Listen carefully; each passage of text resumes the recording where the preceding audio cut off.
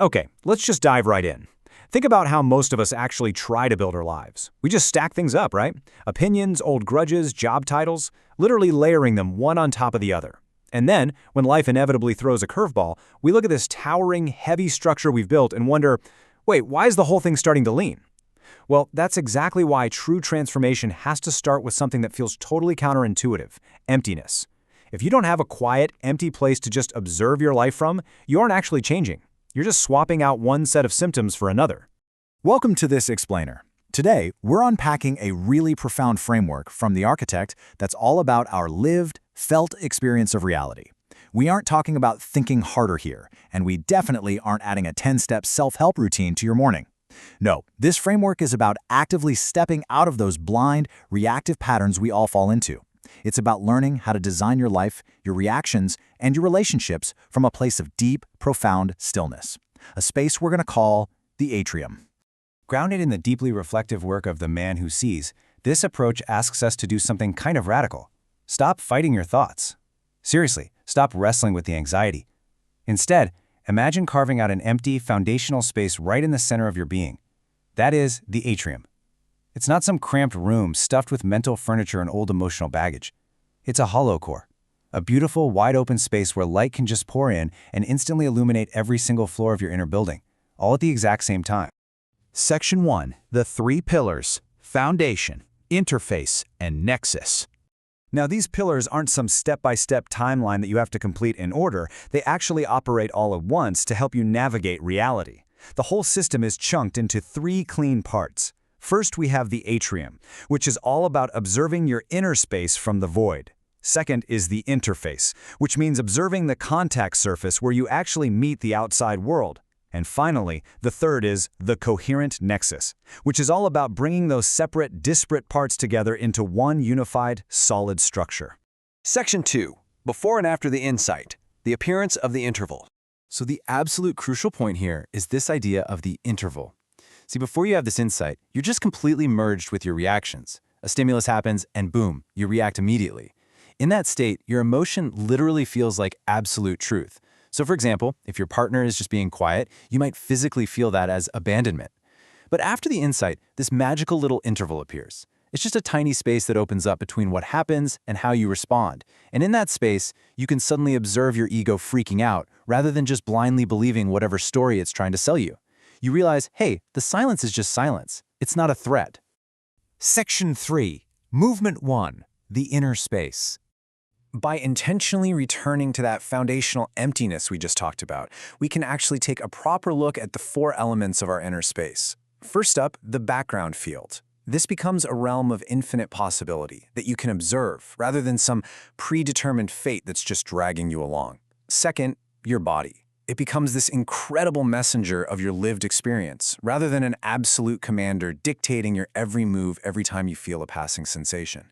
Third, the ego. Now, you don't kill the ego, but you do demote it. It loses its absolute authority and just becomes one voice among many at the table. And finally, all of this protects the true depth of your soul, making sure it doesn't get completely hijacked by the ego's self-serving dramatic narratives. Section 4. Movement 2. The playing field of energies. Now, this is arguably the single most misunderstood area in the entire personal growth space. So let's be extremely clear about what we mean when we talk about masculine and feminine energies here. First off, this has absolutely nothing to do with biology. It is not about rigid gender roles where one person leads and the other passively follows. It is absolutely not a hierarchy where one is somehow better than the other. And crucially, it is never ever an excuse to justify toxic behavior that stems from some old emotional wound.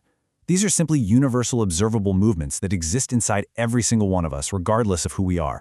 Think about feminine energy as the flowing water of a river that connects and nourishes everything it touches. Or imagine it like a sail, effortlessly catching the wind.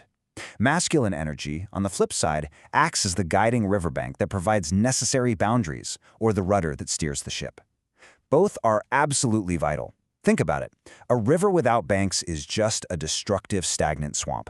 And a bank with no water, that's just a dead, dry ditch.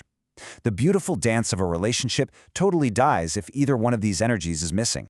But when our early foundational years are unsafe, these beautiful energies get distorted. The disrupted feminine line, which is often called the mother wound, usually turns into this overwhelming, clinging flood of fusion. Or it swings the other way and completely withdraws into an isolated drought, where literally no one is allowed in. On the other hand, the disrupted masculine line, the father hunger, tends to harden into a controlling, rigid, concrete key that tries to micromanage everything. Or it erodes entirely, which leaves a total lack of boundaries. Section 5. Solutions from the Atrium. Actionable protocols. Without the atrium, a relationship is basically just these two massive wounds crashing into each other over and over again.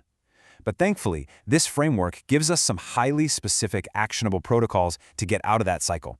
So, if you find yourself operating as that tidal wave, the clinging flood desperately seeking fusion with your partner, your protocol from the atrium looks like this. Step 1, just pause. Feel that intense pull and stay with yourself for a single breath. Step 2, ask yourself honestly, do I actually want closeness right now, or am I just terrified and fleeing my own inner emptiness? And step 3, return to your own solid riverbank. Ground yourself there before you reach out to the other person. Conversely, if you're someone who tends to operate as that rigid, concrete quay, always building walls, or maybe fleeing emotional intimacy by burying yourself in doing tasks, like suddenly needing to fix the Wi-Fi or reorganize the entire garage, you have a different protocol. Step 1, force a 30-second pause. Literally stop doing and just be present. Step 2, ask yourself, what fear am I actually protecting myself from right now? Because usually it boils down to the fear of not being good enough. And step 3, communicate what you are feeling first, long before you try to offer some logistical solution. And what about those utterly exhausting power struggles where both of you have your hands clamped tightly on the rudder, just fighting for control? Well, step 1, speak the underlying fears out loud. Let's be real, you usually aren't actually fighting about who loaded the dishwasher wrong. One of you is quietly asking, will you leave me? And the other is asking, am I good enough? Step 2, consciously take turns giving up the rudder. And step 3, constantly check in with yourselves. Ask, does winning this argument actually serve our journey together, or is it just serving my fragile ego right now? Section 6. Movement 3. The Coherent Nexus. So, after navigating those inner rooms and managing all the turbulence on the contact surface, we finally arrive at the ultimate goal. In this coherent state, all those conflicting parts of you, your ego, your past wounds, your soul, your desires, they actually stop fighting and start building together. And this is all driven by something called the seeing. It's this profound realization that whatever is truly seen, without any judgment, naturally begins to transform and heal.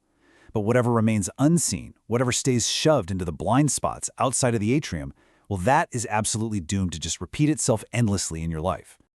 By embracing this framework and just practicing that simple pause we talked about, the atrium evolves. It stops being just this temporary emergency exit that you only use when you're having a panic attack or a huge fight. It actually becomes your permanent dwelling place. It becomes the solid ground from which you can beautifully and intentionally design your life, rather than just frantically reacting to whatever the world throws at you on any given day. So I want to leave you with this really provocative thought, something to just sit with today. When the next big storm inevitably hits your life or your relationship, what are you going to do? Are you going to exhaust yourself by fighting the wind and yanking harder on the rudder? Or will you be the architect who steps back, finds that empty, quiet center of the atrium, and finally opens your eyes to see?